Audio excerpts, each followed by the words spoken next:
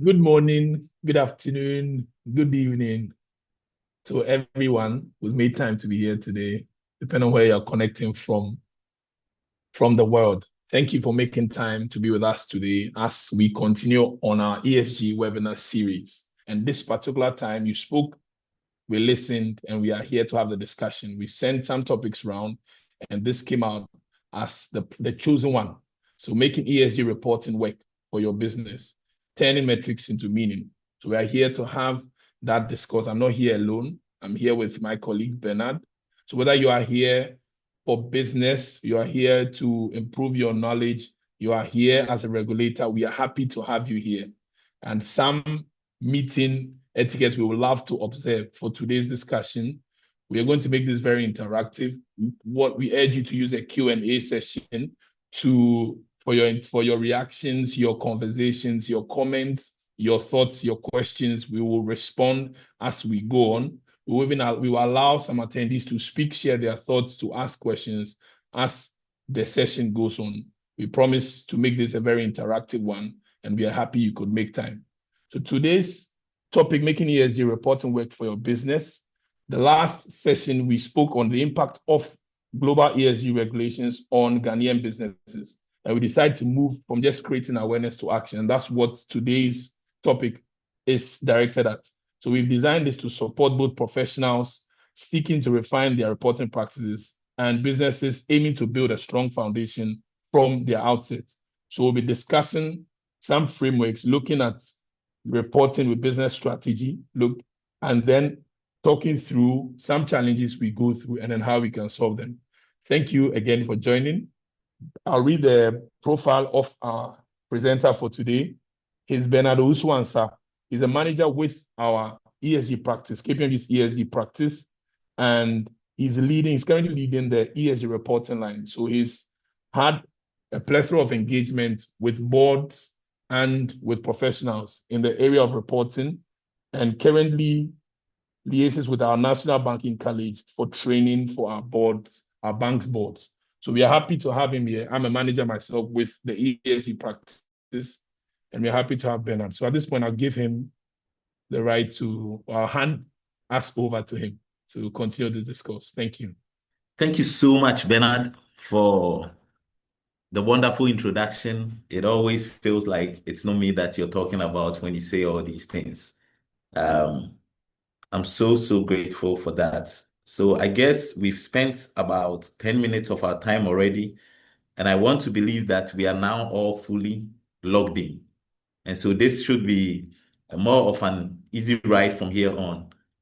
What we intend for today's session to be is more of a discussion, right? You give us your questions. You give us what are some of the issues that practically is becoming challenging for you as you commence with your reporting journey, right? What I want us to look at today is not a technical exercise. This is not a master class where I come to break down what every standard is requiring from you and all. We are just looking at the practical ways that we can make ESG reporting work and then derive the benefits that we have heard all this while about it from. So if you look at what we have on this page, we are saying, how do we turn all these metrics into meanings? How do we turn compliance into competitiveness? Right. This is what we are here to discuss. This is what the majority of today's discussion is going to focus on. All right. So now that you've joined in with us, I would like to know who I'm dealing with, which industries that you're even representing in the first place. That could help us also know how the examples that we cite and the areas that we cite these examples from, just so you can relate, making this as practical as possible.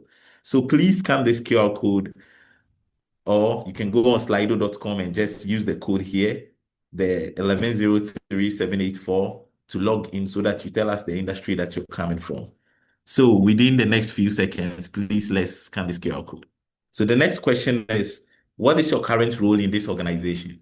And you understand why I'm requesting for this question, just so we can be able to really locate the problems that people practically face when it comes to ESG and sustainability reporting. If you have joined this call today, it's my belief that you see yourself as a leader in this field going forward. So you might not be a leader today, but you might be a leader tomorrow, right? So which divisions, which units, which functions should you be a part of so that you can lead this going forward. Now, it's important for us to know where you even are now to see how we can assist you to get to the destination. And then what we would also want to hear from you is your expectations for today's session. Very, very important. So kindly share your thoughts on that as well. Okay, so we've received a lot of, when it comes to the responses, lots of people are from the others, which we had asked that you type in the Zoom chat box. So hopefully you would probably let us know which divisions that you come from or which industries that you come from. We have a few from the banking industry. We have a few from manufacturing, energy and oil and gas, mining and natural resource, agric and agribusiness. So for your current role in your organization, you can also input that as well within the next minute. And then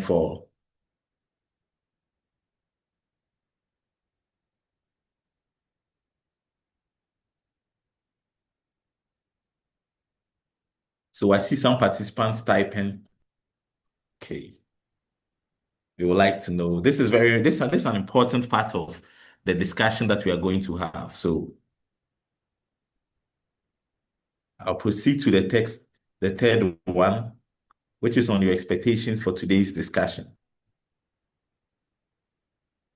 Please let us know, even if it's a word, if it's a phrase, a sentence, whatever. Please let us know.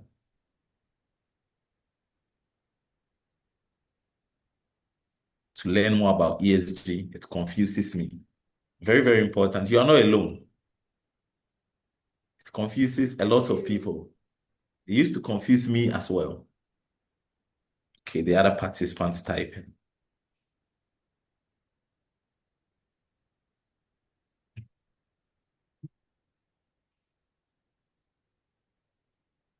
Insightful information. Okay. I think there are four more participants typing to know more about how about ESG and how it affects your organization, to learn steps you can take to incorporate ESG in your operations. Okay. To be able to understand ESG and recommend same to your organization. All right. I think the last person is typing.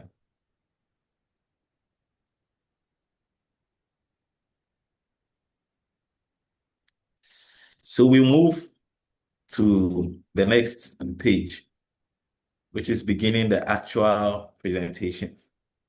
Not to leave those in the comment section out.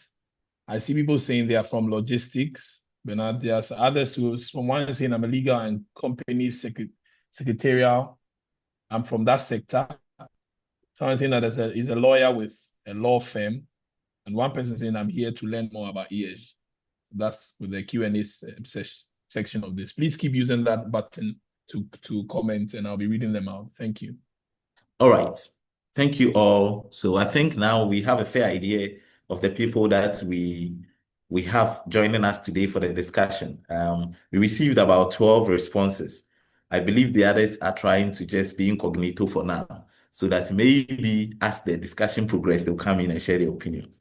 So today our discussion will take a turn. We'll spend about 80 to 90 minutes discussing these four important things.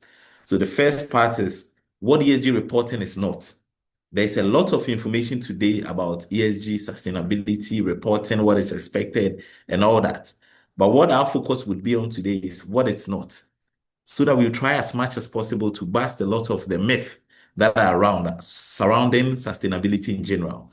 Then we will look at what the global trends have been and what the local triggers are. So where we stand currently and what we are supposed to be doing to proceed from here on, right? We will look at a very important part for me, which is reporting being the start, not the end of your program. So you look at sustainability as a program that you run for your organization. And for a lot of people, the end goal, the tunnel, they are in a tunnel and the light is reporting. So it's like preparing for an examination. Once they get to reporting, they think they've done everything. But we'll try to understand why reporting is the start and not the end of the program. Then we'll progress to look at how Ghanaian businesses can win from this whole reporting exercise. So if you're with me, I would like us to progress and play this short video, which will try to explain to us what ESG reporting is. What is ESG reporting? How your organization reports on its impacts on the environment and the community has never been more important, as is its governance, your corporate honesty, and reputation, as it were. This is ESG. It's environment, social, and governance.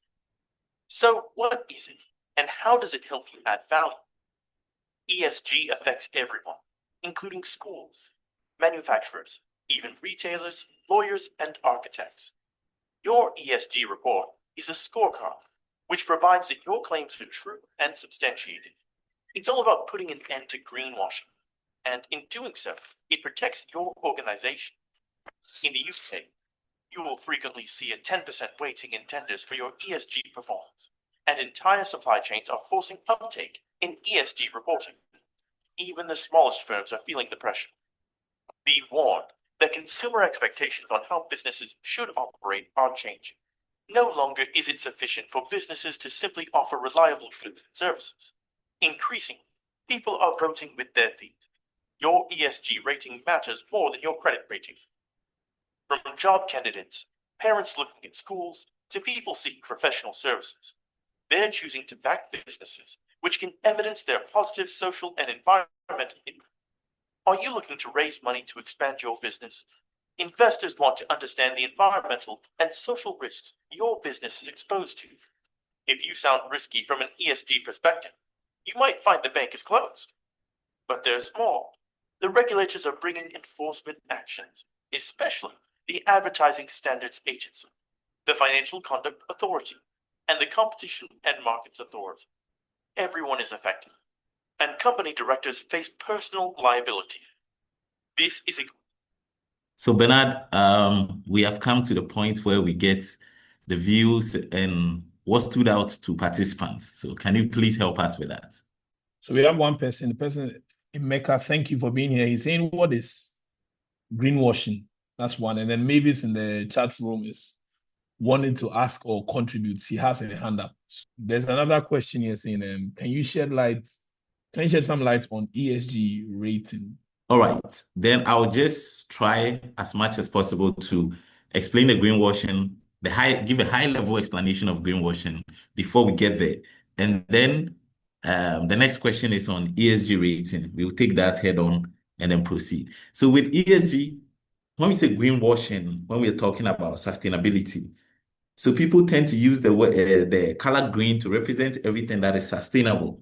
Because if you look at sustainability, it's our ability to make use of resources that are available to us today without necessarily preventing future generations of the ability to use same, right? So when you think of greenwashing, people are thinking of you having any activity that is dirty, put in quotes, dirty or brown. So brown could be, let's say, mining, let's say anything that is seen as not good, but you just trying to have a coat over it to make it appear as good. And then practically what it means is flat out lying in your reports, trying to obscure some part of the impact that you've had, which is negative to the environment, trying to obscure it in details of, let's say, boilerplate of information that you've compiled into your ESG report. Is all part of greenwashing. Trying to even associate with others doing good in a way is still greenwashing. Trying to lie, or let's say just use, how many times have you picked up a bottle and then the bottle is green and then they are talking about organic and all that, but you know for a fact that the content is not really that organic, right? This is what we mean when we say we are greenwashing. And so if you make any information that you cannot substantiate, when it comes to ESG reporting, the key words are traceability and verification. If you said you've created any impact, we should be able to trace it. Anybody that is well informed, that have all the information at hand, should be able to go to the field, go to wherever you claim to have made this impact and be able to verify that truly, truly you have done this.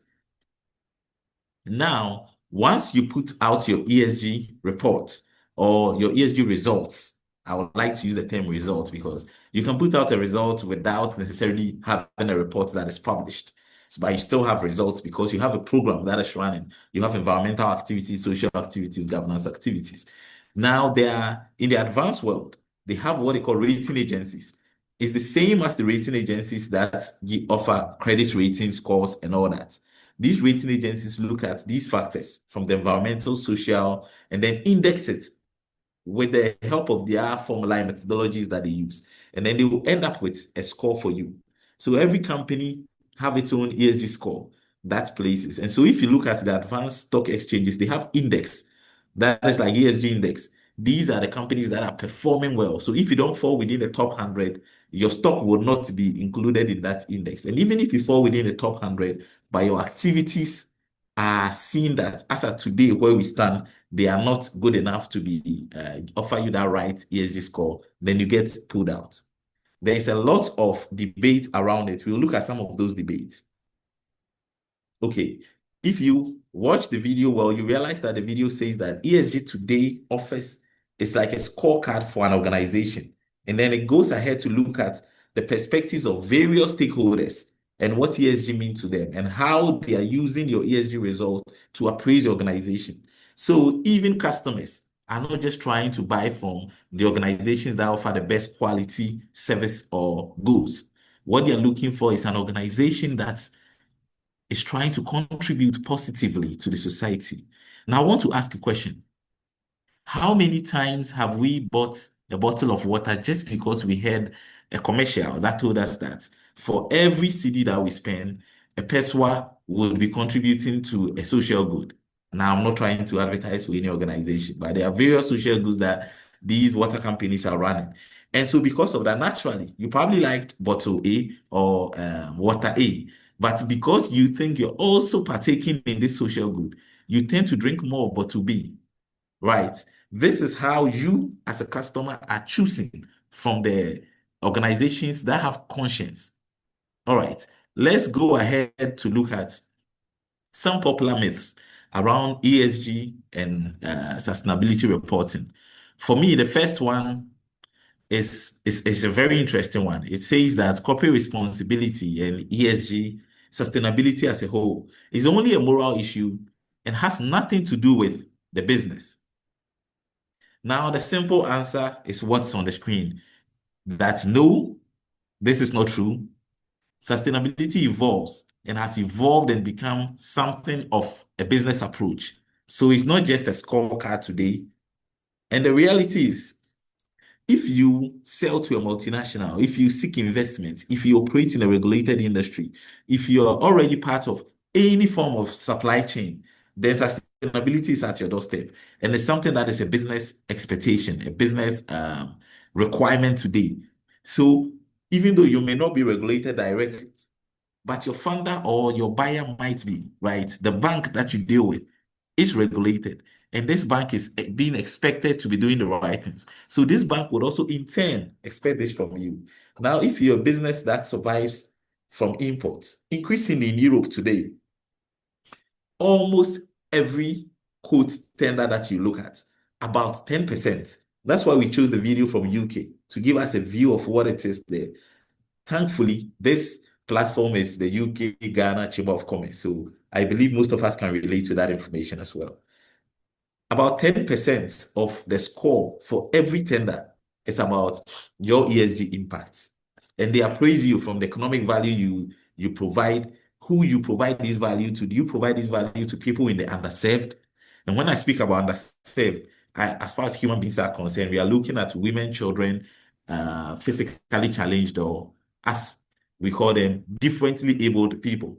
If you provide economic value to these people, you get a score. If you provide any form of responsibility over ecological factors like the water bodies, waste management, and all that, nature, you get a score as well. So companies today are being analyzed by this, and this is not something that you can sit in your home here in Ghana today and say that it's a moral issue and I don't have time and I don't have anything to invest in that. No, if you don't invest in that today, whilst we are having these discussions for free, tomorrow it might become very costly, right? Because you might have to run after consultants and all that to help you fix a situation that you could have been prepared for over time. Okay, let's look at the next myth. The next myth is saying ESG reporting is a cost for compliance. It has no value. So in essence, looking at reporting as a burden issue. Now, this is even more challenging because of what good is having done the right things, right? Having created all the impact, invested and all that, done good in society and not reporting. I've seen some people say that, oh, when we do good for us, we do good. They are looking at more of the religious perspective. So you do good and there's no need to bring cameras to show to the world and all that. But this is business, right? I also subscribe to the religious perspective when it comes to individuals. Even that, do you know that if you do some CSR as an individual, you can submit that to the tax authorities and they will use that to reduce the level of tax that you're supposed to be paying as an individual. So even that, there's still some benefit to it. How much more a business that exists to create economic value and everything that you're doing is around economic value? What if you look at ESG reporting as a mirror? So it's something that is reflecting how you lead, how you grow, how you serve in the community, right? And how even the progress that you're making in this program that you're running. So it's not about bringing in expensive consultants and having fancy software. That is great, but that is not the basis that we should be looking out for when it comes to sustainability reporting today. You can start ESG reporting with what you have, the basic spreadsheets, the payroll records, the electricity bills that you're spending, your supplier contract, and HR policies that you have. All these are good factors that you can be reporting on.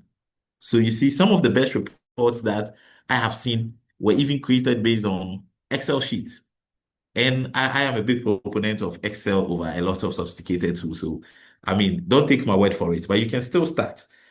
If you're able to collect the data right and have the right stories to back this, that's all you need. There's no need to be chasing glossy designs and all that. Now, the benefits that you derive from ESG reporting is enormous, right? As you can see on the screen, there's enhanced risk management. If you're committed to ESG reporting, you're going to look at the material ESG risk that your business is exposed to. That's the first part.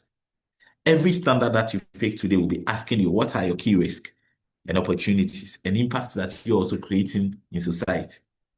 So if you exist in a place where, or if you exist in an industry that survives on rainfall patterns, you need to do your risk assessment to tell how your business value is going to be affected if rainfall patterns do not remain as we know tomorrow, right? That is the first part. And you wouldn't probably have done this if you were not reporting on ESG. But if you're already doing this, then why don't you just report this? What is the issue here? Right. The next part is about cost savings and increased profit margins. Now, here's the first part. If one of your key topics that you're going to report on is on water responsibility or water and effluent, as they call it in GRI standards, then you realize that you need to put a strategy on how much water that you use in your organization, right? So people have told me they have some purifiers and some aerosols that will add air bubbles to the water and make it look like there's a lot of water coming down. It serves the same purpose that you could have used 5 liter water that your people would normally use in the washrooms, and then you probably cut it down to 1 liter. This is you cutting down your bills essentially and your overhead costs. This is just one part of it. If you have sensors around your office that turns off ACs and lights once there's nobody in the room or in an office space, this is you cutting down your electricity bill as well. So the increased cost savings is enormous, and we can go on and on and on considering each factor after each factor, right? The talent retention part, I'm not going to focus on because the video already did that. And then the effective supply chain and all. In essence, what this does is it gives you your license to operate, because we might be approaching a world where maybe in the next 10 years or so, where if you're not considering any of this in your business, you're going to have an issue. What matters with your ESG report should be these three things. Are you telling the truth? First of all, is the report clear enough? Is it such that everybody else can be able to understand it once they pick it up? Or is it one that is buried in details and technical jargons? And then the third part, are you progressing? Because you probably reported last year, or even if this is your first report, ask yourself, how well are you doing? Next year, you're going to compare that to this year, just as you do with financial reports. If you've picked up an ordinary financial report, you see that if they're reporting for 2024, they'll have a reference for 2023. So that if you look at revenue, you see how far they are progressing. And if you look at the assets, you see how far they are progressing. It's same, right? If I should pick up your 2024 report, I need to be able to get some context from where you were last year and where you're going today and how that increase or decrease, what is accounting for it. And in a case where you're retrogressing, give me an assurance. What are you going to do in the future to ensure that you get back on track? That is what is important. That's what we want to see. All right. I think the last one that we focus on is ESG being more of a Western invention. So people will say that companies in Africa do not necessarily care about sustainability reporting. And at best, it's a PR tool. It's something that they are just doing for optics. And I would like to tackle the first one first, right? If ESG is a Western invention, fair, okay. And so what?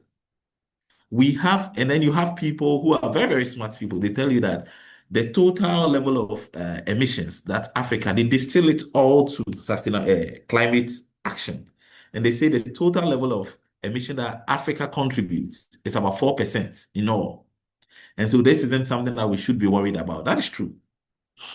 Our contribution is small, but wouldn't it be nice to, for once, have something that we can lead in?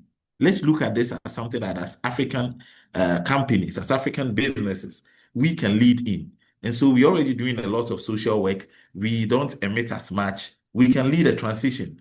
It's very easy for an African company to get to net zero than maybe a company in China today, right? So why not do that? Sustainability as a concept reflects how we treat our land, our people, and our businesses. And it's something that, as I'll keep saying, is no longer optional. It's a language for global business today. So if we sit in Africa and say, oh, we don't emit as much, and so we are not doing our reports, we are not isolated from the world. We would have to do business with the rest of the world. And as every company is being assessed on their ESG scorecard, what happens is, if you do not have this scorecard, we assume that you're not doing anything right. That's the natural phenomenon that you have. Contrast this with having a credit rating or a credit score. If you do not have a credit score and you walk into a bank, they'll probably look at your appearance and then give you any rate that they think is right. And mostly they are going to take you to the far extreme because they are taking a big risk on you. They don't know you. Same way, let's look at it from the perspective of having a business, going for a loan.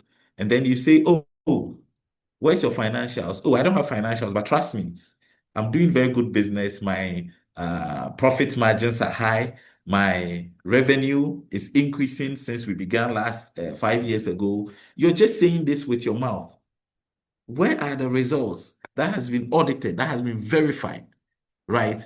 The bank will listen to you say all these things and say, great. So thank you. We can offer you this loan, but at 35%. This might not be right for you. This might not be what you're looking for in terms of rate. And so you try to fight back with them and everything. But if you had walked in with this report, financial report, you could have gotten 25% or less, right? It's the same thing. I've seen energy companies from Ghana, and these energy companies, their assets are so big that it can't be insured internally by our local insurance companies. Nothing against them, but then we are talking about big underwriting amounts, millions of euros, right? Now, these companies, this company, every year they go to Europe, they will shop around a lot of insurance companies and try to get one that would give them a good deal so that they will let them do the underwriting. And then what happened is every time they go, they spend about 30 million euros. That's a big part of their, if you look at their financial report today, insurance costs, premiums that they pay, 30 million, 40 million and above. Sometimes it goes all the way into the hundreds because the resources that they are dealing with is also in hundreds of millions. Now, insurance companies increasingly are being forced to put their money or to insure businesses that are doing right. So just being an energy company that is into drilling, you're already starting from the negatives, right? Now, if you don't show your ESG report or you don't show anything, that gives them an indication that, oh, you're an energy firm, but you're still transitioning and you have a lot of investments going into renewables. And then you see yourself by 2050 having become you still be an energy firm, but you'll be fully dependent on renewable energy.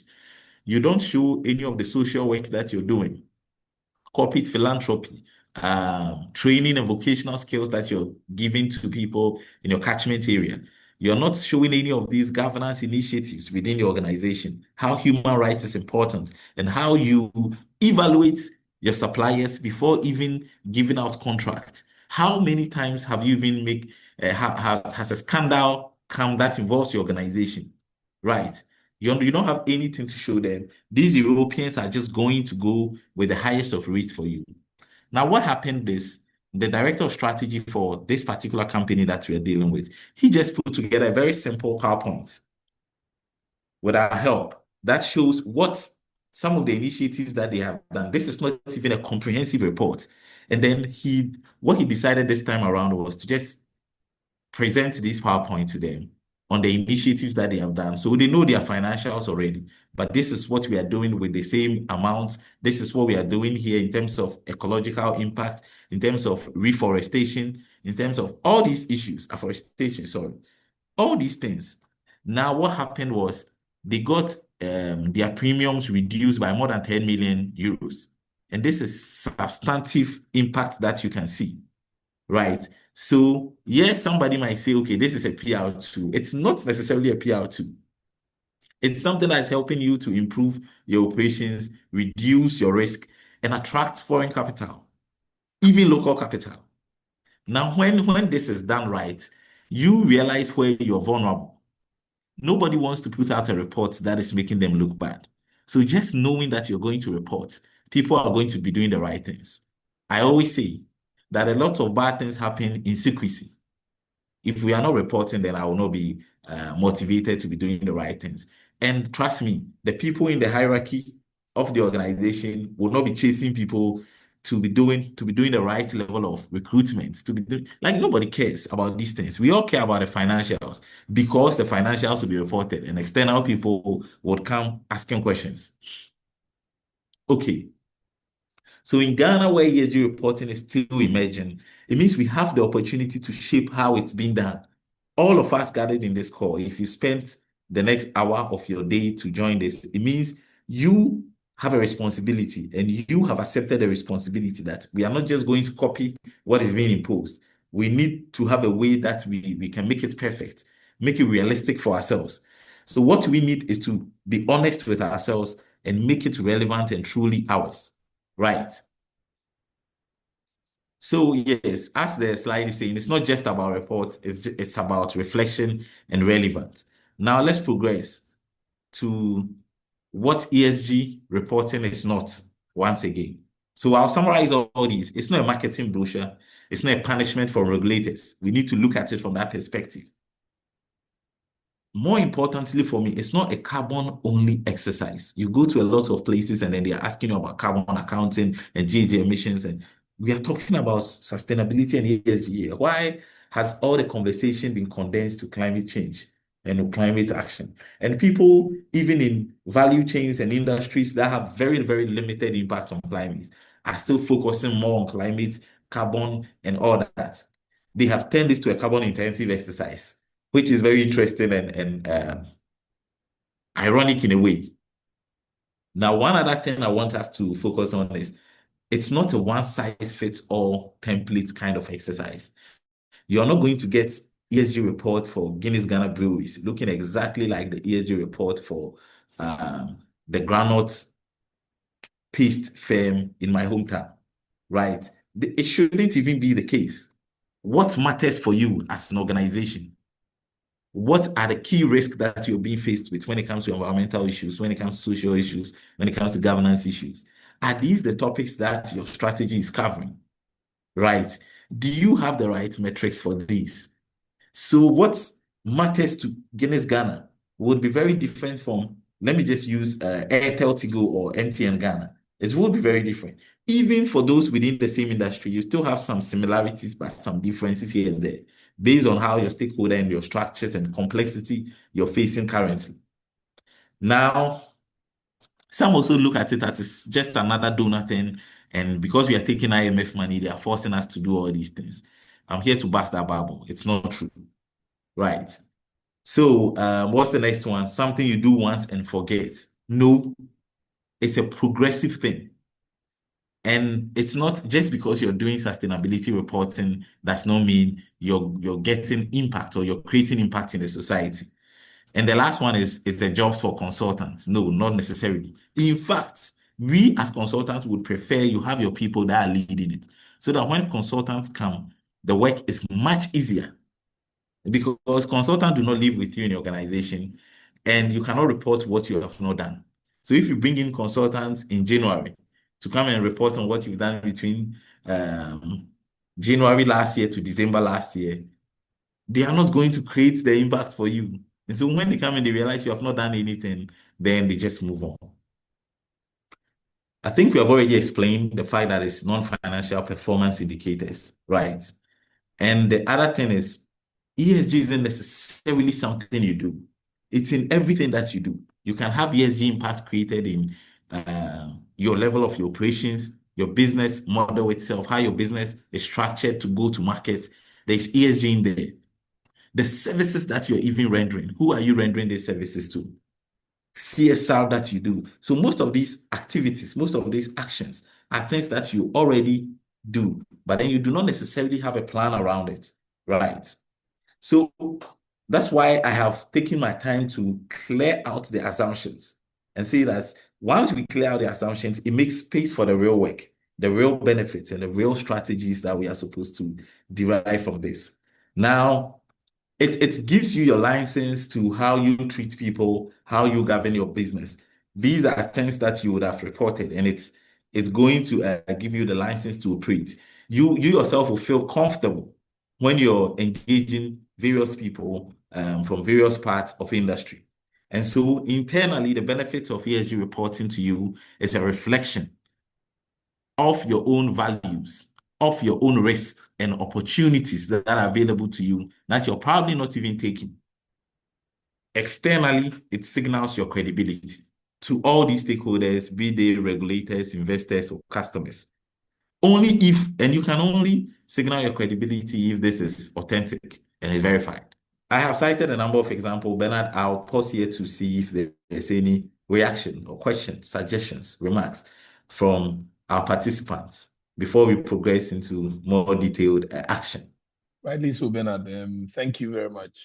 I see Eli Klim asking something. Thank you for being here. He's saying, beyond compliance and risk mitigation, what is the most significant, tangible competitive advantage you observe for the companies you have consulted for on ESG in Ghana?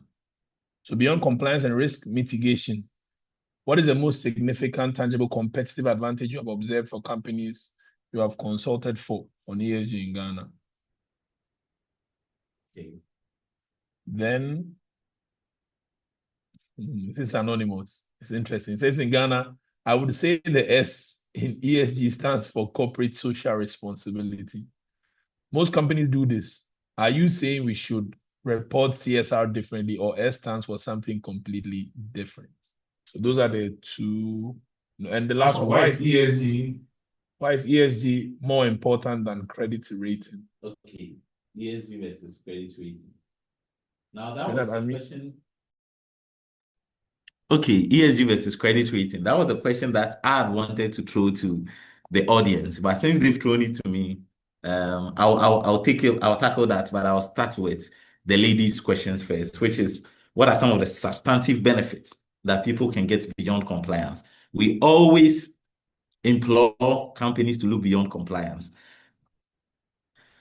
If you look beyond compliance, the first part is you're going to have increased trust from your stakeholders, which is very important. Social capital is something that we take for granted in this part of the world.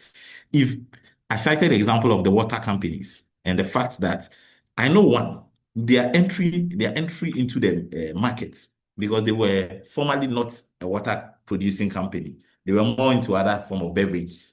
But then once they entered the water industry, they just used that particular philosophy, sustainability philosophy, that we are going to support this with every peso of profits that we make. And trust me, if you look at the rankings, those people just penetrated. With their penetration, they still went to about third in the market share when you rank the market share for that particular industry because of the trust that stakeholders had for their brand. Not because their water is better, not because their packaging is the best, not because, no, it's mainly driven by that trust. So that's one part of what you can do. In the longer term, sustainability is cheap. So it's something that cuts down your cost.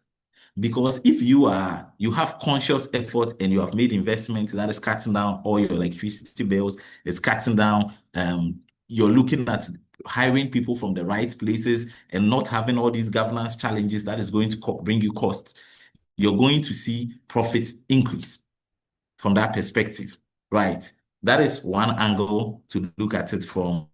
The talent recognition today, and this might be for us in the bigger let me say tier 1 or tier 2 companies, because you might be looking for the top talent to work with, and the top talent wants to see businesses that have a purpose.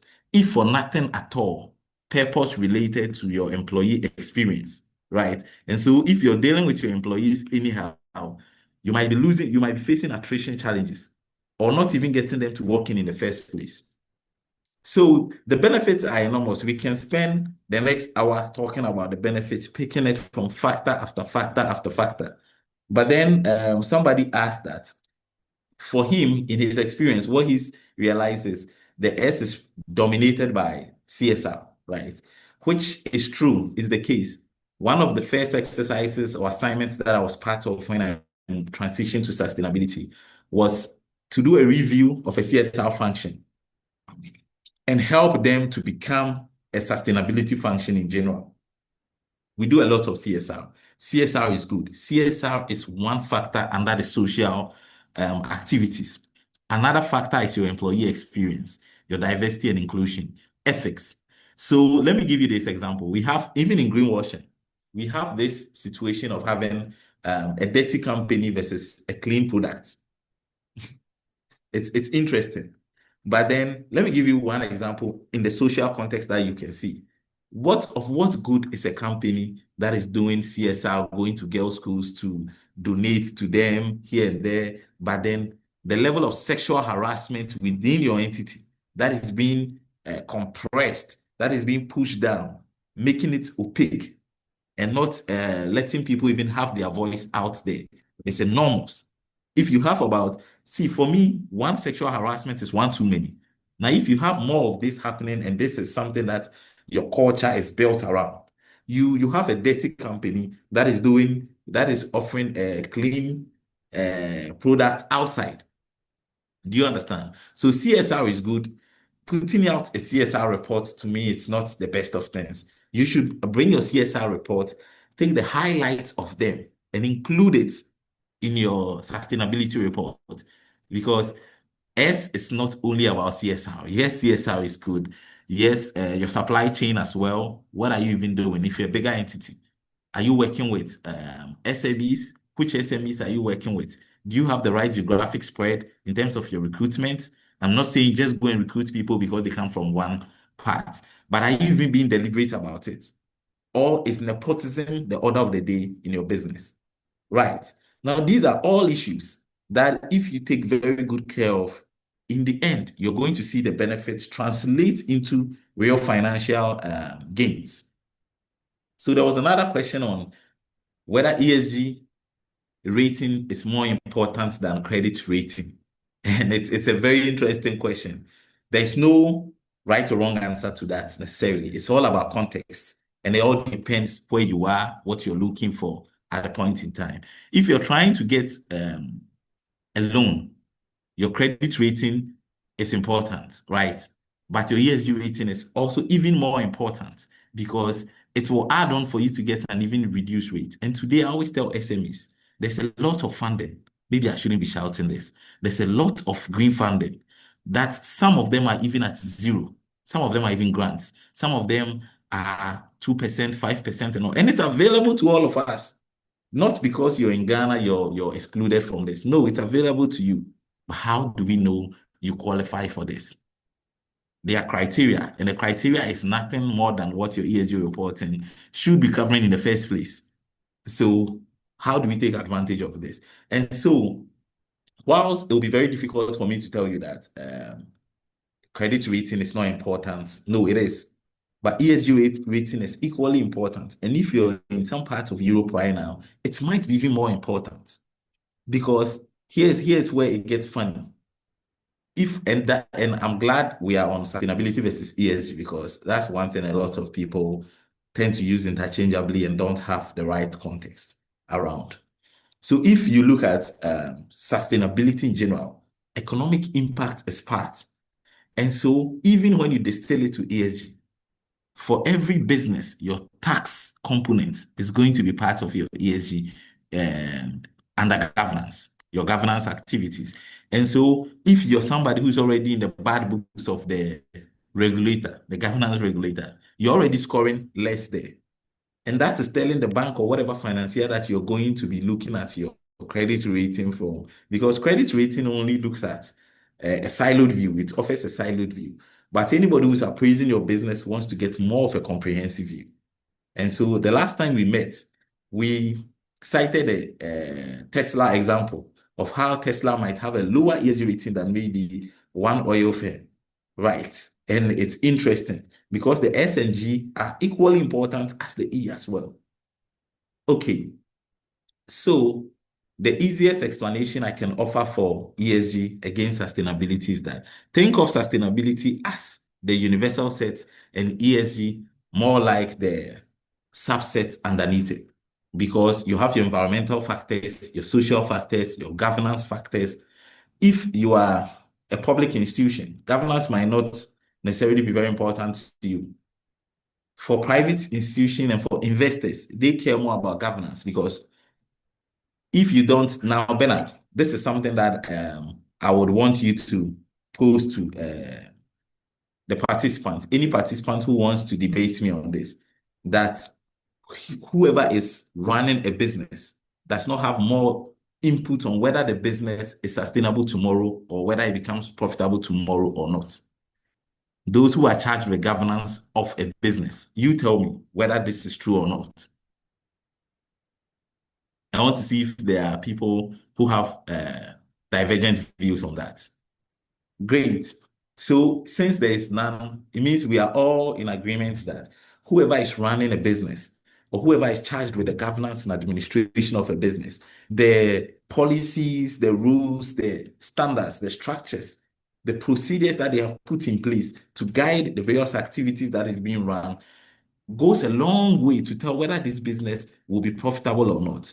Today, if you're supposed to buy a stock and you realize that Warren Buffett is on the board of this particular entity, you're more than likely to buy it because you know of his track record when it comes to investing. There are some names. Let's say Mr. Ishmael Yamson. I think he's a doctor. So Dr. Ishmael Yamson, he was CEO for Unilever for a very long time.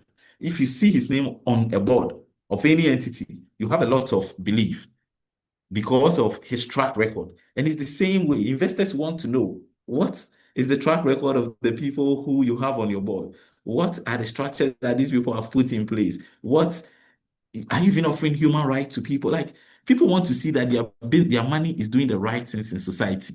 So let's look at where sustainability differs from ESG, or where there's some small distinctions, right?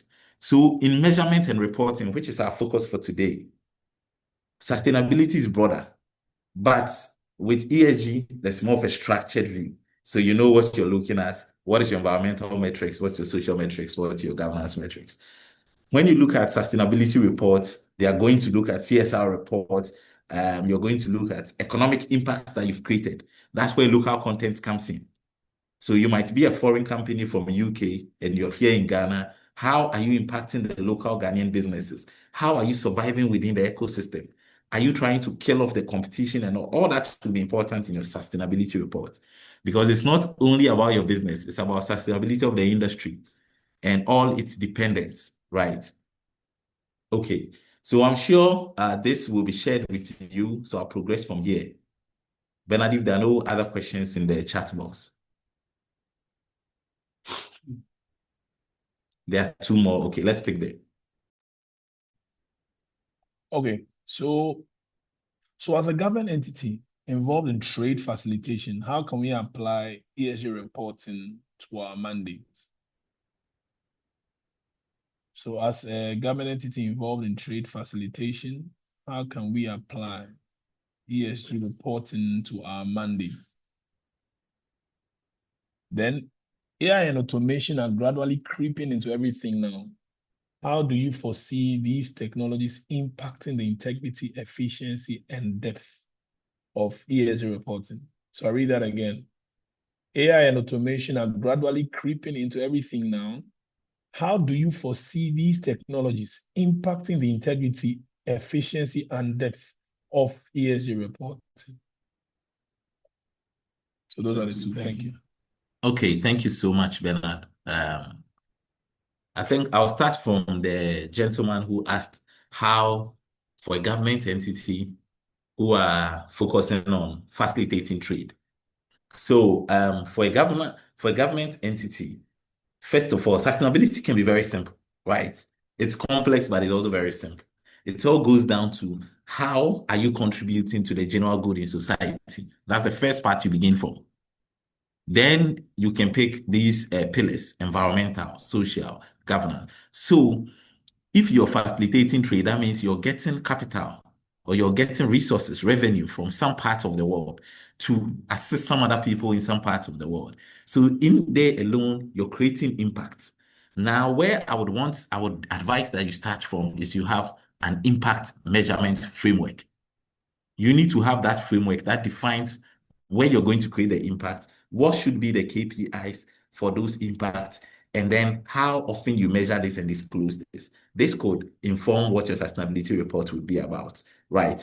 So whilst it will be very difficult for me to sit here, not knowing the details of your operations and just start suggesting, do this, do that, it might not be the best. You need to start from where you're creating the most impact to society, be it positive impact or negative impact. So are you facilitating trade for people who would have ordinarily not been able to access this kind of trade or this kind of markets?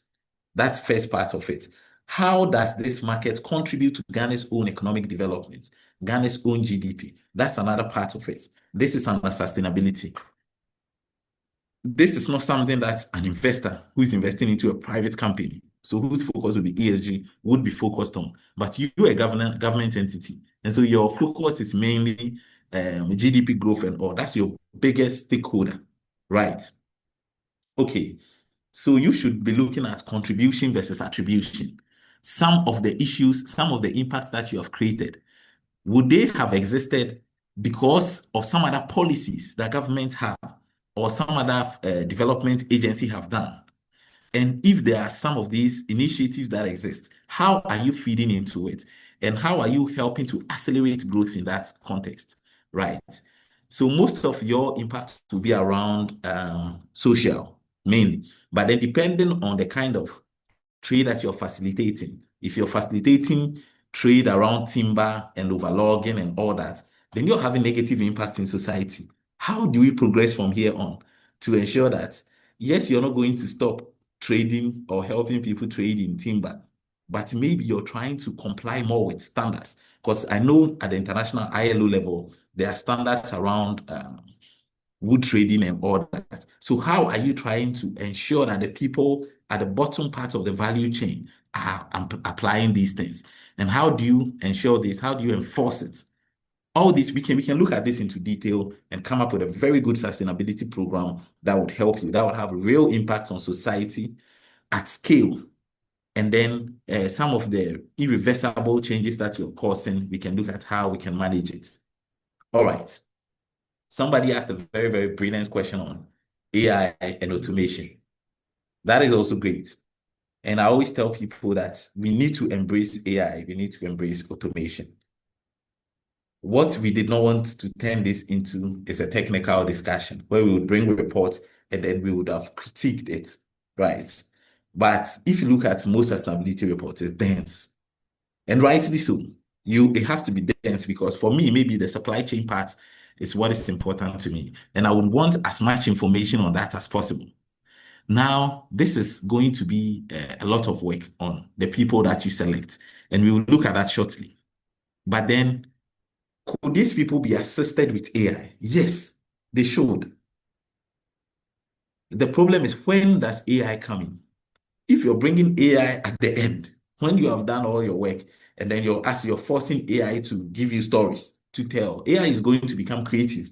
Just as we don't want unethical creativity in accounting, we don't want unethical creativity here. So that's where the integrity issues come in. Sometimes when we do sustainability assurance, the client will send their reports or what they intend to disclose as reports.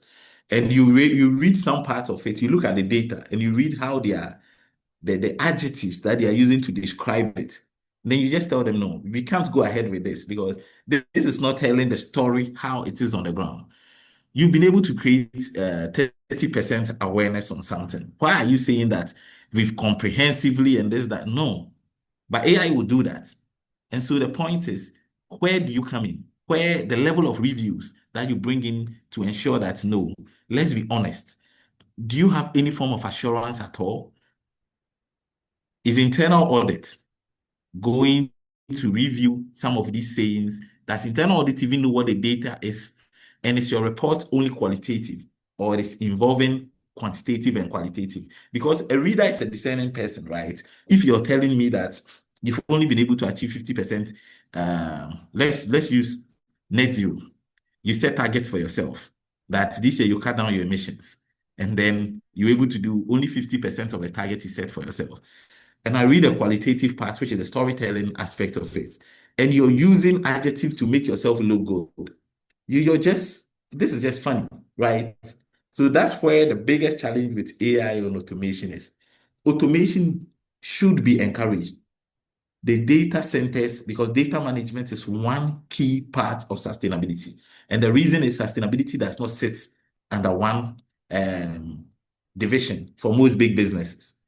You have HR playing a part, you have compliance playing a part, you have risk management playing a part, finance playing a part, and all that. And so there needs to be some level of automation. That makes the work easier for all because people have their day job that they are doing. Do you get it? And so I would always subscribe to using AI and automation, but using it ethically and making sure that you start using it from the beginning so that you would have identified all the kinks, all the issues, all the challenges. And then sometimes AI can help you drill deeper into some information that you receive from certain stakeholders in your business. Okay, Bernard, I believe there's no other question. I'll just progress to us looking at the global regulations, global standards, and bringing it back home. So if you look at this screen, you see a lot of standards, a lot of frameworks, a lot of all these pressures. Now, the point is, as a business operating in Ghana or operating in the UK, how do you navigate all this? Which ones do you even report to? A lot of people, I saw last 2 months ago when we did the same discussion. And that's why we didn't want to take it back from what is ESG and all that, because I believe most of the people are continuing. So you have some of the knowledge from the last time. Some people said they want to know more about CSRD. And my question was that, why do we need CSRD here in Ghana? CSRD is for the Europeans. It's their own sustainability reporting directive, right? My point and the bottom line that I always tell people is if you're doing the right thing across the board, it goes down to the various pertinent requirements, how they want it represented, what they want to see, and all. The changes that you have to make across all these is very limited. Now, CDP is about carbon disclosure. If your business is not really emitting so much, you have no business in there. Unless you're dealing with a financier whose main expectation is carbon emissions and all. Now, good for us today, there's convergence.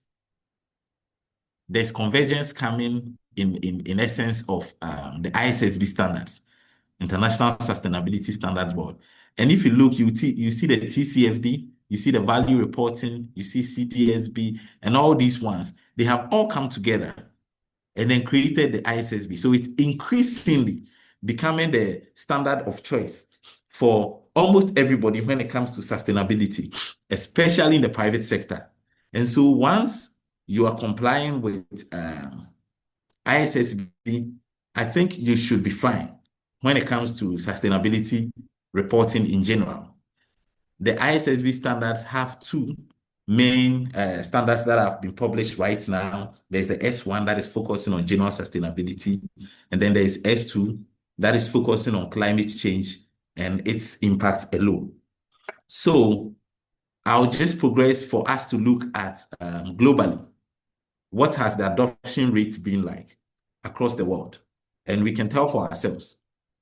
If you look at this graphic that we are showing here, it's a bit blur, but please bear with me. I think the quality reduced once we put it in a slide. But if you look at it from this perspective, look at the colors well. Let's try to understand the colors really well. Blue representing full adoption. That means Australia partial adoption.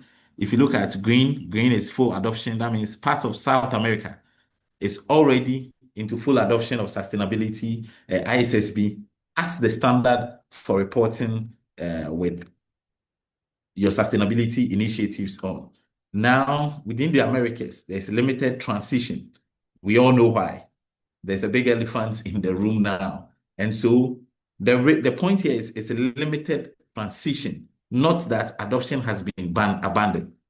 But now the transitioning has become a challenge, right? If you see people who are committed to adoption, you see a big part of the Asia regions. They are committed to adoption, so they are painted as purple. ESG book helped us with this graphic. Now, if you come to Africa, you see that Ghana, we have been committed to adoption. Nigeria is, a few other serious countries here are committed to adoption. Not that the others are not serious, but contextually, I mean. So what does this tell us today? That ESG is no longer optional. It's a language for global business. It's something that all of us will be appraised by. And whilst this is still emerging, it's something we need to be focused more on. Let's look at how companies are disclosing ESG information today. There's various ways that you can make ESG reporting work for you. We are coming home to where I really want to hammer my points in. You don't just leave your report in a domiciled report somewhere and then keep it on the desk. Some people would bring highlights of it into their annual report. If you're going by the ISSB reports, then by 2027, you should have all your sustainability reports and your financial reports together in one annual report, so that investors will be able to say that this is the impact, this is how much was spent, and this is the connectivity. Do you get it? This is the risk that the business was facing already. And that's what informed you to even spend this amount of money. And because you spend this amount of money, this is the impact that you've created in society. So it would inform, let's say you are an oil company and you're into drilling. Now you know the part of the country where you are, there will be a lot of expectation on you. That is a risk.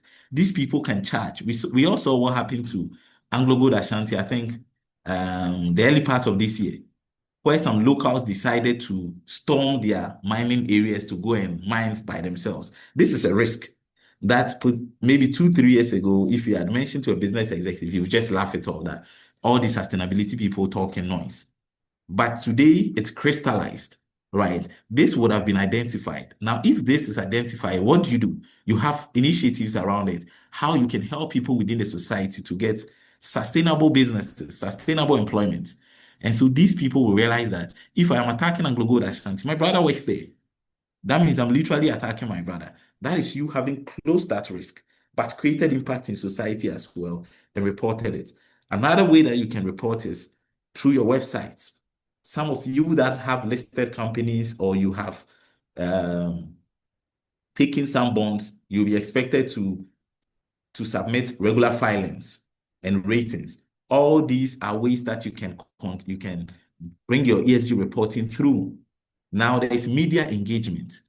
we will talk about is reporting the end of the journey. No, once you've done a reporting, what next? Some people can condense this report into a video. Now, sometimes when you even get to their front desk, the video will be playing and it will be telling you all the good things they've done and where they are even not doing the best. But acknowledgement from maybe the CEO or one of these key directors saying that, yes, we are not doing well in this part, but these are our plans going forward to transition and ensure that we become better there. These are all ways that you can disclose your ESG information. Don't make it something that is obscure. Don't make it something that people have to come and knock on your door and then you go and ask the CEO and the CEO doesn't know where it is. No. Let's make it readily available. Now, what are the characteristics of a good and quality report? For me, the tone has to be balanced. I always talk about risks and opportunities. Don't only tell me about the good things you're doing. What are some of the bad impacts you're having on society as well? If you're telling me this is me seeing that you're truly acknowledging where your flaws are and you're not just greenwashing. Now, materiality. The ESG factors are enormous. If you ask me to mention, I can mention about 50. It's expensive for one company to say that I'm going to focus on all 50. Even when you focus on 12, it's still very, very difficult to do a quality work over all 12. Remember that reporting is not just about the documents. It's about what you have actually done, right?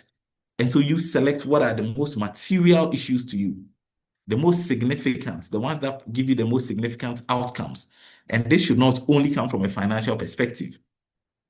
Today, that's why double materiality is a very popular concept. What are your impacts on society? What are some of the impacts on society that are not even reversible? Right? There are some that are reversible. If you're cutting down trees as part of your business, is it reversible? Yes, but it's moderate because the reversibility will take place after maybe 10 years or so, or 15 years. That's when we are going to have these trees of the same maturity to absorb the same carbons as they had initially done. Now, consistency. Please don't stop reporting on a metric just because this year you didn't do well in it. So let me just take a simple one.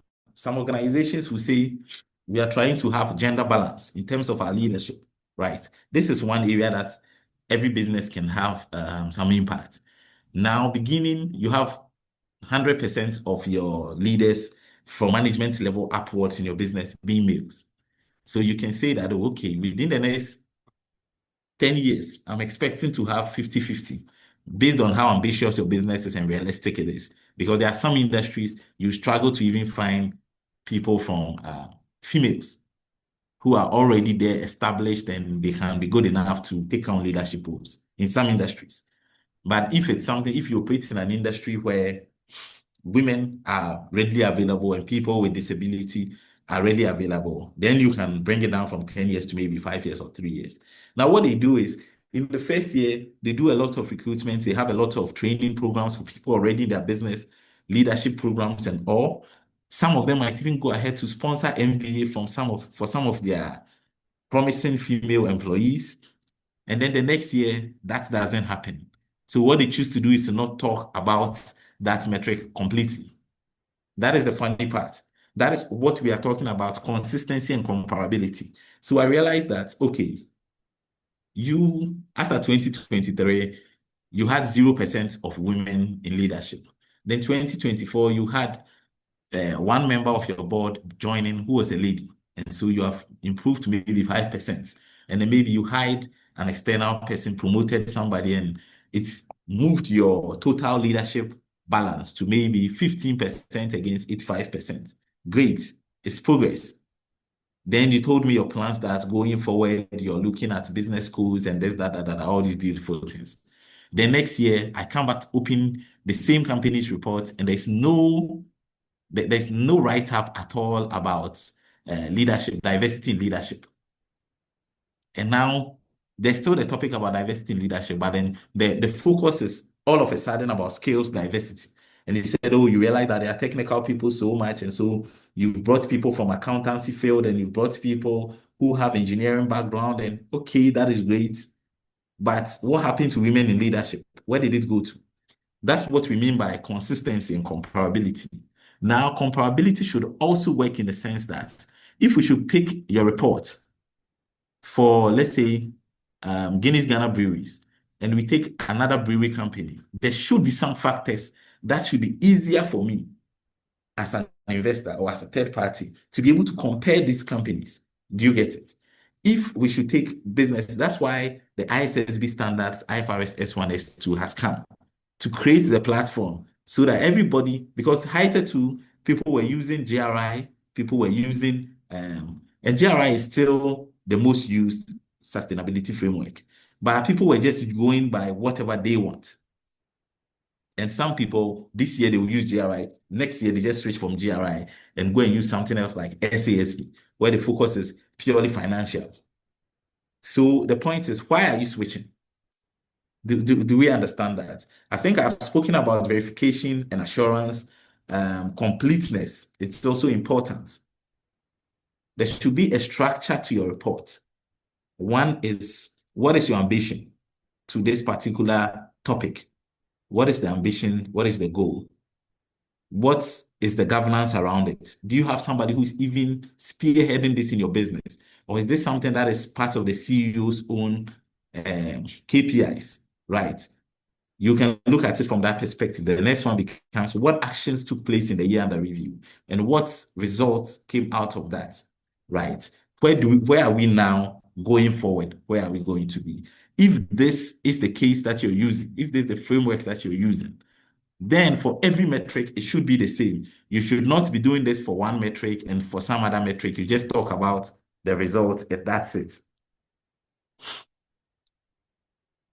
Okay.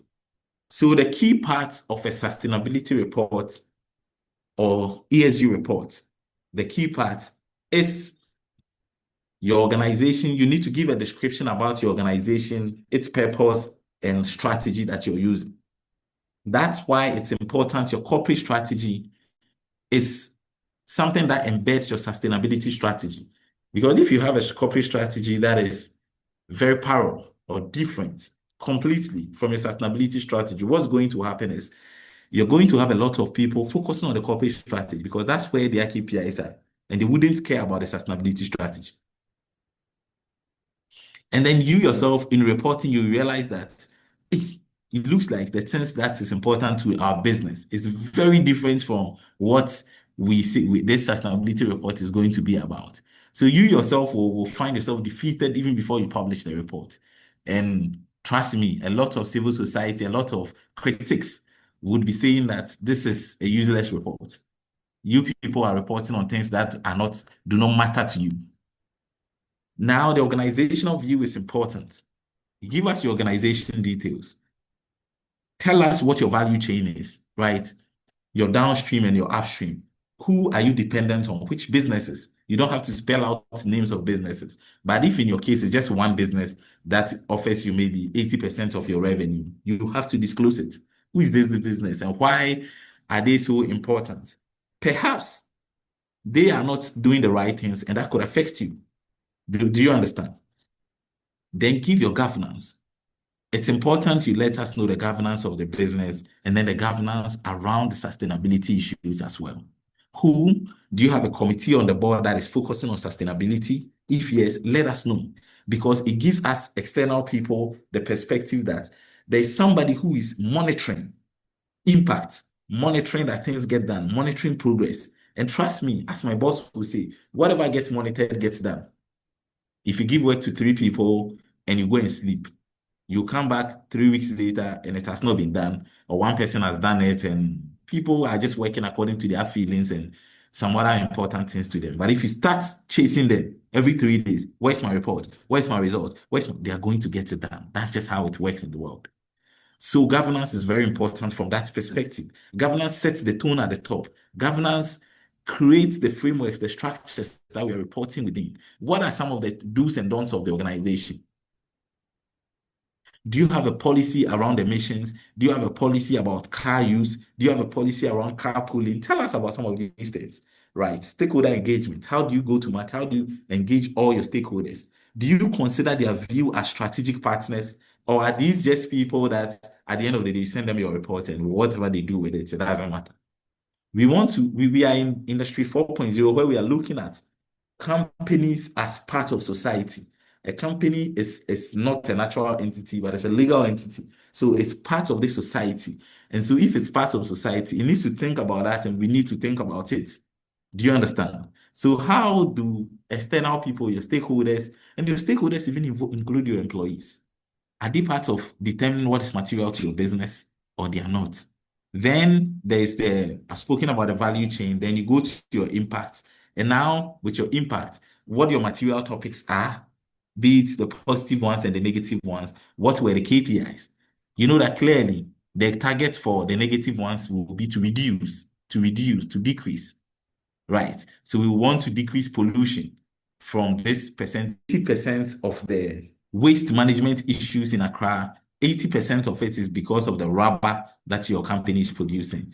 Not only your company, your industry as a whole is producing. If you look at the industry market share, you are about third or second in there.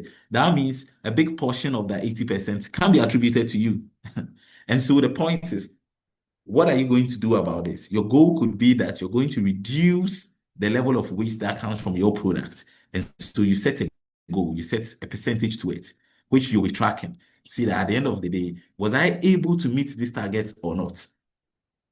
All right. Then there is stakeholder engagement, how all these activities impact is affecting your stakeholder and what you're doing across them. So for me, I always talk about the underserved because they are the most important ones. How are you dealing with women, youth, children, and people in remote areas? Because this is Ghana, this is a third world country. How are you dealing with that? Are you trying to improve their quality of life there such that rural-urban drift would be cut to a point?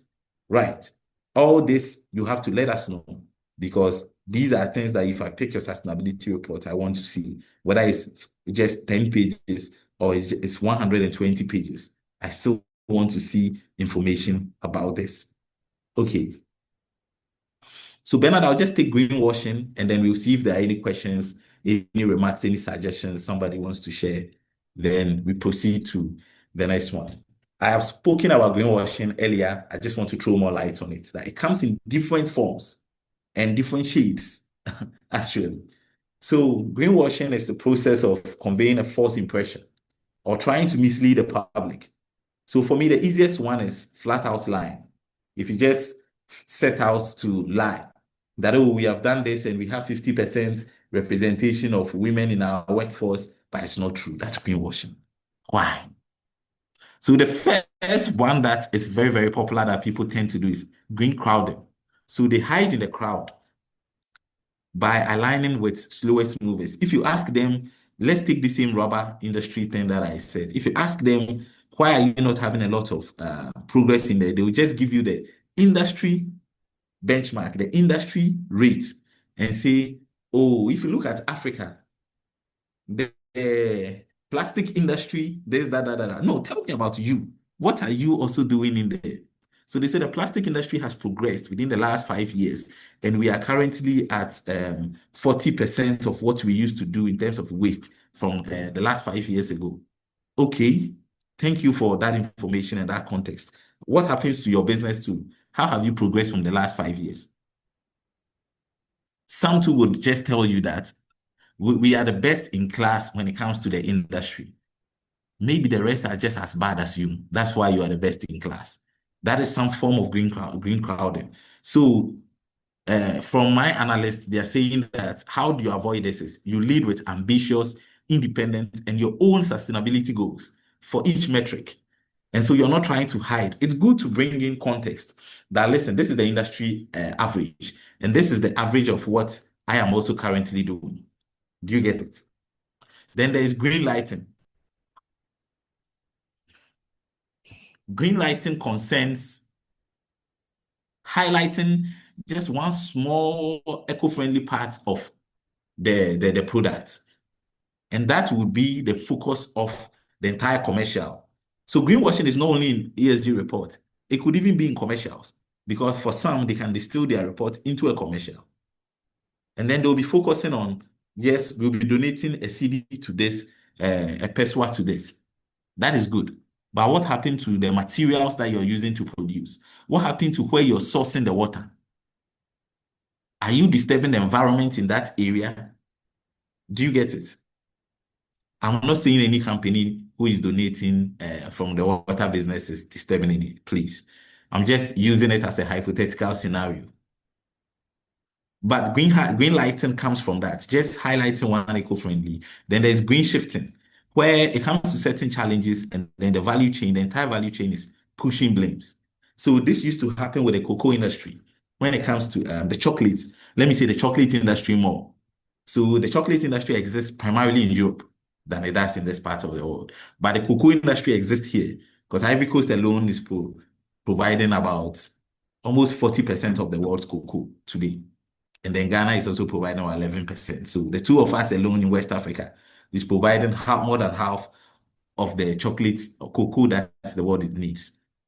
Now, if you go to this industry, a big challenge there is deforestation, one. Two, and deforestation is being promoted by Galamsey. A lot of people are cutting down cocoa trees to go into Galamsey and all that. And then the second social issue, which is predominance, is child labor. There's a lot of child labor in there. Now the case was moved to the buyers are the ones who decide everything in the value chain. So the buyers in this particular value chain are the chocolate companies in Europe. Now what they started doing then was shifting the blame that if you come to their factories, their plants, there's no children, or there are no children who they have been employed, people being underpaid, and all these issues do not exist here. So it's perhaps at the bottom end, those people at the end, the downstream of the value chain, they are the ones doing that. In some cases, you go and people are blaming consumers for saying that, oh, it's consumers. So there's this joke that myself and my colleague who works in financial risk always say. He tells me that we can't save the world from paper straws. It sounds funny, but it's actually something that we always laugh about. So people in their bid to just become more sustainable, they'll say, oh, we don't want to use more rubber, let's go with paper straws. And he's saying that will not solve the problems that we have in the world. That is true. But the reason is if you are a straw producing company and you produce about, let me say, 1 container of paper straw, 10 container of rubber straw, you realize that the consumers are buying more rubber straw. So if you ask this company, they will blame the sustainability failure to the company, the consumers, and say that, listen, I am only responding to the market. But perhaps if you do more advertisements, if you try to create more awareness for people that using one straw is not a challenge. You're not destroying the world with one straw. But over time, because these companies produce close to about 1 container of straws within a month, and all these straws are being used. So where do they end up to? If you keep creating this awareness, within the next 3 to 5 years, you realize that the demand patterns will have changed. Now, that's the level of responsibility that we want businesses to take. And that is why if you submit your ESG reports as a Ghanaian business, somebody might critique it and say, you people are not creating that much impact like you claim to be doing. It's not just about the words in the report. It's about how you're going about your program and creating this impact. Then there's green labeling. Some will just call something green. The most popular example is Deutsche Bank, where they called some of their mutual funds that they had raised as green. But then regulators went in to do their reviews and realized that the use of proceeds from the funds had nothing to do with sustainability at all. There are some people, if you ask them organic, if you ask them, they'll tell you it's a nickname. There are people who have doctor in front of their names that if you ask them, where did you get your PhD or where did you get your medical degree? They'll tell you it's a nickname. It's the same way some people too would have a product and you see some leaves around it on the packaging or it's green box and all. And it's all about the labeling, just trying to connote the idea in people's minds. You pick some sustainability reports, they don't even say much about the ecological space that we live in, but the whole report is weirdly green, whereas the company's colors is probably orange. Why do you have your report being green? Just to make us think that you're doing so much good work or not. The importance, the point is not, and the focus is not on the green. Then there's green rinsing. People who, those are the shady people. They have a target, 50% by 2025. Once we are getting to 2024 and they realize they are still at 20%, they'll change the target to 25%, just so they'll look good. And if you're not comparing their reports, they always look good. But when you compare their report, you realize that these people are lying. Then there's green hashing. I've spoken about green hashing. They just choose not to talk about it at all. So these are the various shades of greenwashing that exist. There's even more that if time could permit, we would go into. Some common pitfalls that people tend to happen and that it makes your ESG reporting not work for you is reporting too much, saying too little. Now, I picked this particular problem from Indonesia. So because Indonesia, if you looked at the map that we showed earlier, there's almost full adoption in those Asian countries. So if you look at many of the reports that are coming from there, there's more than about 200 pages long and there's no insight. And how do we fix this? We fix this by prioritizing what is material and using executive summaries, right? So that we get the impulse of what we are trying to communicate. Then there is more around reliable data collection methods. How do we ensure that the methods that we are using to collect the data are right? What I would want us to focus on is jump this and go to this. So Bernard, I want you to just ask our audience, the participants, who takes the lead on ESG reporting? I just need to get a view on this. Who in your organization takes the lead? Is it the people that work under strategy? Is it the people that work in finance? Is it the people that work in CSR? Is it who today? Who do you think should be taking the lead on ESG reporting? So I'm curious. I need to get some views from people. This session has to be interactive. We are coming to the end there, so we would like to hear from you. So KPMG ran a survey, and this survey was across the world, right? And then we found that this is a key challenge that organizations are facing today. So if you look at this chart on the left, it's telling us that about 54% of organizations, they have a sustainability unit that is fully responsible. Then you have about 26% having it as a shared responsibility between several functions. And I think that is the best way to go. But somebody has to be accountable anyway. Even regardless of who is accountable, it needs to be a shared responsibility across. And people need to understand where their responsibility comes in and ends. Okay, then you go to some places, finance and accounting is fully responsible, and then there's others that are fully responsible, that are trying to be responsible. So you can get strategy and all that. Now, all that does not matter. When you get into reporting itself, you need to look at it as a project that you're running. So you need to identify the sustainability reporting team, the various people from the various functions that are going to be involved, and then let them know what the KPI is from the beginning in January, not in December or November that you tell them about it. They need to know what the KPI is. They need to champion the KPI within their function. That this is a part where we come in. This is where we play into it. This is our role. Now you need to decide what level of assurance will be sought. You need to have a meeting, regular meetings, but there need to be a key kickoff meeting that everybody comes in, understand the task ahead. If you ask me, this meeting should be had in January so that we all are aware, because it becomes relatively easier, even whether we are using automation or not, or AI or whatever, for all of us to report, because perhaps we could be tracking some of these things month on month. And then by December, it won't be difficult for us to get what the progress has been over the year. Okay, now what should be some of the discussion points for your kickoff meeting? What's the organization you intend to derive from your sustainability reporting? Some of you are trying to tick boxes. It's okay for now. Some of you are trying to use it as a benchmark to transform the business, maybe after 10 years. And so all these people would have to share their views on it. Then why each of them was even selected in the first place, the responsibilities they have to perform, and the task ahead for them. Then there is the action plan for the project. This is key. And then this helps everybody come into this, help them to offer their views as well, and then help them to play their part well as it's expected of them. So too many businesses are treating reporting like it's a final exam. They will ask you this question. There's a question I get often. They say, what's the minimum that we need to put in a report so that we don't get disqualified by investors? Because people are trying to get money from investors, and that's all their focus. But that mindset is missing the point. Your first ESG report is not a finished product. That's why if you look at the transition relief that the ICA and all these standard givers are offering, they are saying that first year you can only report on climate, only that. You can only report on one or two things, only that. Nobody's chasing you.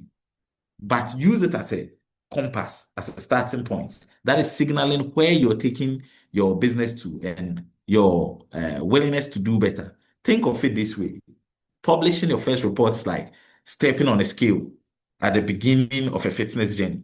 You know that, okay, now I'm weighing 125 kg, and your goal is to get to 65 kg. And so you every year on year, once you do your report, it's leading you towards that 60 kg. And so it's more of a cyclical thing. You report, you learn from it, you get feedback from people, and then you improve the processes. Then you lead, you try. This is what gets you to lead at the top. And the maturity is going to take time. All the companies that you see with very matured frameworks, it took them time. They went through the same growing pains that you're going through. So you see, the point is transparency is more powerful today than trying to achieve perfection. Then you will never start. Over time, as you collect better data, you refine your metrics, you engage more teams, you are all aligned on the goals, your ESG report will become more and more strategic. You can even be reducing the page number because now people know what you're going to report on, and we can get the impulse concisely. You see, they become more of competitive intelligence for you. All right. Bernard, do we have any questions in the chat box? We can take them since our time is running out now. Okay, so there were some response. Everyone in the organization is qualified to lead a report, and the board should take the lead. Finance should follow the board, the government. Okay, I'm sure on a regulatory space, the management, then now the sustainability team. So I'll pick. There are some questions. As it seems the investors and government agencies would be the only ones interested in the reports. The people represented in this equation by the media would only be interested in the report if there's a scandal, and interest will be sustained until the next scandal in the news cycle. How do I make my ESG reporting matter beyond these stakeholders? How do I make my employee and the average Joe on the street care about my ESG reporting when they are worried about how to stay alive within this current economic climate? That's a very interesting question. I like that, actually. So if you look at this slide, what this slide is telling us that if you, in case you reported with GRI, you notify GRI first of all, and then you publish your report. The thing is, you need to share snippets of the report with stakeholders that are important to you. So in this case, we use the shareholder. You can use community. You can use, because you do some engagement with community. Bring it to their notice. If you go to Obuasi, lots of people have the plan from the gold mine. They are planned for the community. A lot of people have it because they have made it readily available. You might think that the person does not care, but they do. Some of them do, not everybody, of course. Information is power. Information is a gold mine today. There are lots of people that will realize what you have to offer for them and how they can also play into it. Do you get it? So yes, you can make it readily available. Of course, not everybody is going to care, but then don't fall in a pitfall of where you have not engaged anybody. Nobody even knows of your report, or so you didn't even do the report in the first place, and now you have a challenge, and people are chasing after you, and then the media is coming after you with a scandal and all that. Please, you're going to have your employees care. If they don't care, it's because they are not aware of how important this is. They have not been given the training. That is very important. How can we win with ESG reporting? The question I would want us to take home from here is, are we reporting ESG or are we running ESG or sustainability, any of them? Right. So the first part is you align your priorities with core business drivers. That's how your employees will care. Everybody care about their KPI and their performance evaluation. Everybody. Now you have to choose the right framework. Don't choose the popular frameworks just because a bigger institution is doing this, you're going with it. No. If you're under the tier one that ICA is requiring to report with ISSB, start with it. If not, start with GRI, start with something that you can do.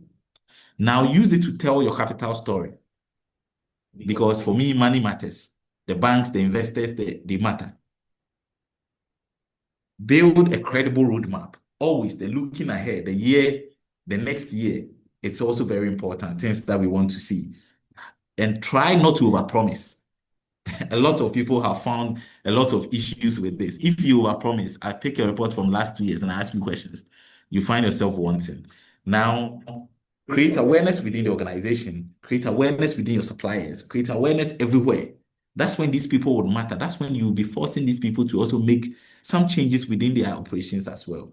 And then you upskill your team, finance team, operations team, the coordinating team, upskill them, try to help them at least for the material factors that you have identified. I might not be an engineer, but there might be some engineer perspective from there. Try to get me that understanding so that I can be able to contribute. That is how you win with this. And once you have done all this as part of your framework, when you report, try and engage people. Don't keep it in the desk somewhere. Then this whole exercise would have been futile. So as we came into today's discussion, our focus was how we can make the reports work. We have spoken about ESG, regulations, blah, blah, blah. We know how we can engage them. Once we put together a report, we should find a way. My colleague will call it reporting. He said report versus developing a report versus reporting. You have developed the report. How do you get it to the people? We need to sit down and think about it. Would you even do a webinar like this to take us through some of the things you've done and get people to ask you questions? That's when you'll be shocked to find out that people really cared about these, right? And those who did not even care, at least now they know. So if there is anything, you've become a reference point in that industry. That alone makes you a leader in that industry that you've been looking for, that competitive advantage. And this is a competitive intelligence document that you have. Bernard, are there any questions? We have come to the end. Thank you very much. For questions we've not been able to, we'll try and then continue the engagement on our platforms. So thank you very much for making time to be with us. We've left a survey. Okay, let me see whether I can split that out because of time. Saying that 5 to 10 years ahead, what do you believe will be the most disruptive force or trend in ESG reporting that businesses should prepare for today? Great. That's a good question. So for me, first of all, in terms of standards, the ISSB is here to stay. There's going to be a lot of criticism. They are going to refine their ways. They've even started refining their ways. I can't give one particular factor that would be important. Maybe if we look at it from a more national perspective, then energy, because Ghana is very focused on energy transition. You can even see the Ministry of Energy has been transformed to Ministry of Energy and Green Transition or something like that. So that is going to be a focus. If you have some capital and you want to go into renewable energy, I think it's a brilliant field that you can take from there. Social impact would always be important as long as we are not a first world country. So that is also always going to be important 5, 10 years from now. I don't see much changing on that end. But the ISSB standards are here to stay. The GRI will still remain relevant as well. You can keep that also tacked in as well. And just do the right thing. That's what I'll leave participants with today. All right. So thank you, Bernard. And thank you once again, everyone, for making time to be with us. We're grateful to have you. And this has been one of our many more to come ESG webinar series. Thank you, KGCC, as well. Goodbye and have a wonderful rest of the day. Thank you. Enjoy the rest of your day. Goodbye.